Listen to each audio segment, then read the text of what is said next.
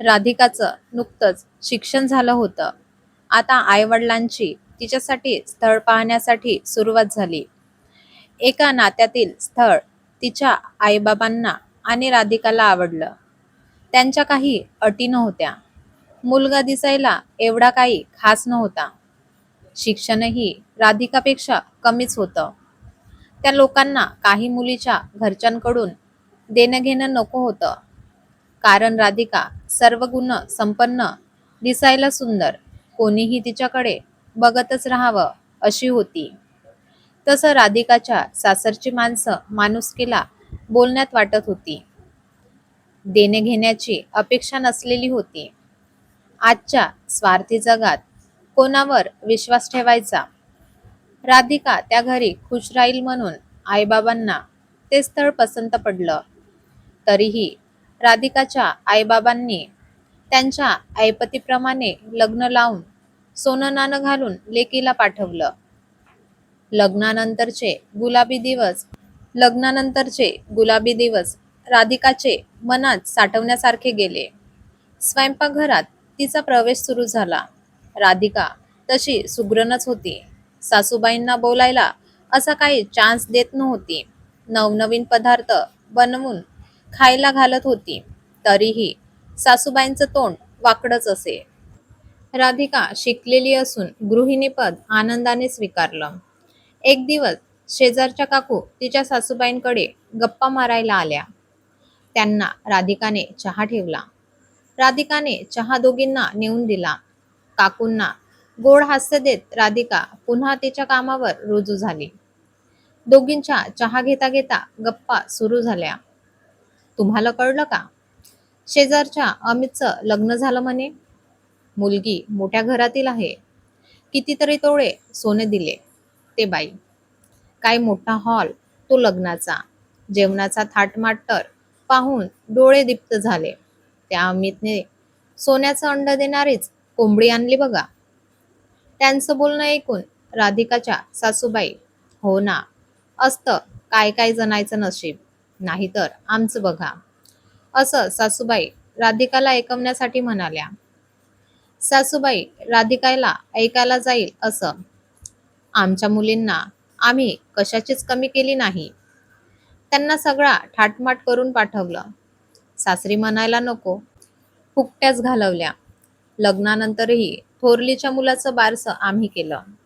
धाकटीच्या ओटीभरणाला 1 लाख उचलून दिले. आजकाल मात्र फुकट मुलींना सासरी पाठवलं जातं. त्या दिवशी राधिकाला खूप वाईट वाटलं. एवढं चांगलं वागून सगळ्यांच्या पुढं पुढं करून शेवटी यांनी आपली काय ठेवली? तिच्या वडिलांनी त्यांच्या परिस्थितीनुसार राधिकाला सोनं घातलं होतं.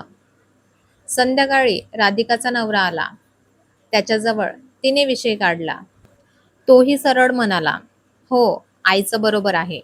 आम्ही केलंच तेवढं मुलींसाठी, जावयांसाठी, जे तुमच्याकडून झालं नाही. नवऱ्याच्या बोलण्याचा राधिकाला खूप राग आला.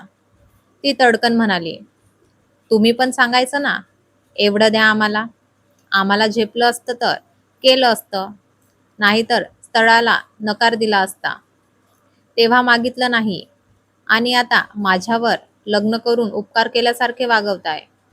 मला ऐकवणं करताय. राधिकाचा नवरा, आम्ही काही मागितले नाही, पण तुझ्या आईबापाला कळलं पाहिजे ना. राधिकाच्या डोक्यात मात्र आता सनक गेले. तुम्ही कसं बोलताय? माझ्या आईबाबांचं सरळ उद्धार करताय. त्यांच्या परिस्थितीच्या मानाने त्यांनी माझ्यासाठी खूप केलं. तुम्ही तेव्हा बोलून दाखवायचं ना. आता कशाला बोलून दाखवताय? तिचा नवरा, बोलून कशाला दाखवायला पाहिजे? नाहीतर तुझ्या घरच्यांनी माझ्यासाठी केलंच काय? थोडंफार केलं, ते पण तुझ्यासाठीच. माझ्यासाठी 1 तोळं तरी देणं झालं का जावई म्हणून? चांगली माणसं म्हणता म्हणता खरे चेहरे राधिकाच्या समोर येऊ लागले. लग्न होईपर्यंत गोड बोलले आणि आता लग्न करून उपकार केल्याचं दाखवत होते. राधिकाला त्या दिवशी खूप वाईट वाटलं. रात्रभर रडली. माणसांची खरी चेहरे बघून, त्यात सासूबाईचं बोलणं आठवून तिचा जीव तिळतिळ तुटत होता. आज तिने आपलंच मानलेल्या घरात तिला परकेपणा वाटत होता. लग्नानंतर संसारात मन रमवणाऱ्या तिला आज तिचं शस्त्र आठवू लागलं, जे म्हणजे शिक्षण. तिने जॉब करायचा ठरवला. तिने सिव्हिल इंजिनिअरमध्ये डिग्री मिळवली होती. सासूबाईंना तर जॉबचं नाव ऐकताच राग आला, कारण तिला घरीच बसवायचं होतं. तिने गृहिणीपद तसे आनंदात स्वीकारले. पण आईवडिलांचा केलेला उद्धार तिला सहन होत नव्हता. तिने बरेचसे इंटरव्ह्यू दिले. त्यात एकात ती सिलेक्ट झाली.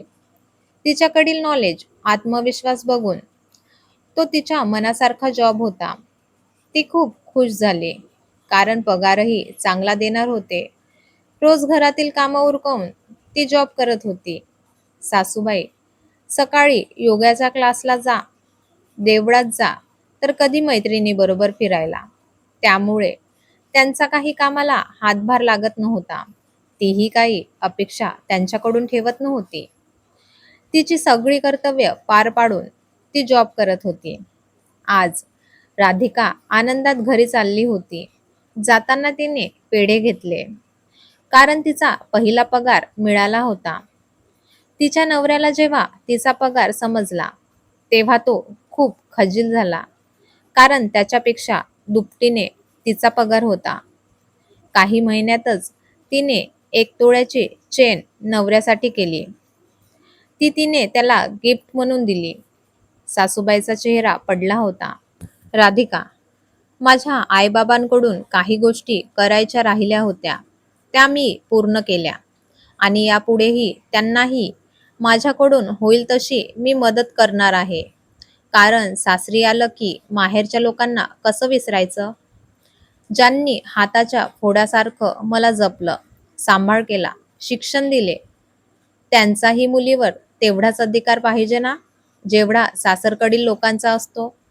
दोघांनाही चुकीचं वागण्याचा पश्चाताप झाला होता. आज तिच्यात दुर्गेचं रूपच दोघांना दिसत होतं. दोघेही एकमेकांकडे खजील होऊन बघत होते. राधिका तिच्या रूममध्ये गेली. आई-वडिलांचा सासरी राखलेला मान तिला बहुमोलाचा वाटत होता. ही कथा आवडली असल्यास लाईक करा, शेअर करा आणि सबस्क्राईब करा. धन्यवाद.